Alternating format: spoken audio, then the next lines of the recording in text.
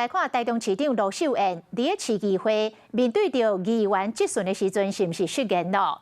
这是民进党的市议员陈如阳来质询着北区社会主体延前的案件。罗秀燕是甲回讲，恁妈妈咧做市长的时阵，敢有去社会主体咧？讲这个陈如阳的妈妈就是前台中市长张文英，这是互陈如阳真不满，因为当时根本都无社会主体，只有国体。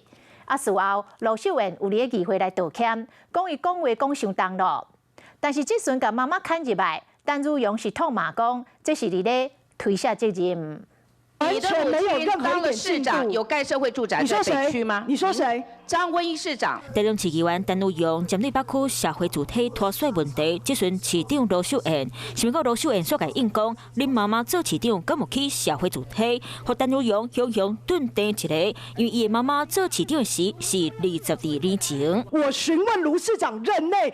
已经将近6年多来，你提22年前的张文英市长，卢市长，你认为你够格担任这个5星级的市长吗？陈如阳的妈妈张文英是台中县市合并进前的台中市长，访问到妈妈敢有去社会主体，和陈如阳骂伊落得个倒菜刀，因为当时根本就无社会主体，敢有国体。议员不好意思哈，我可能讲话太重了哈，那我要表示致歉哈。致歉哪一个部分？我只是致歉哪一个部分？我不了解你要致歉哪一个部分？所有，我只是希望不要双标。罗秀燕伫咧议会会室内先前讲话有较来，不过质询牵拖到伊的老母和陈如阳无法度接受。从市长的回应里面，我们可以很明显的看出来，这是在推卸责任。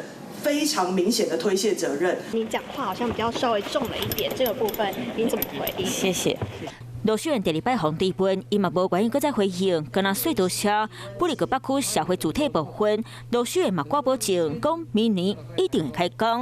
晚间9点，邀请您与世界同步，60分钟掌握全球脉动。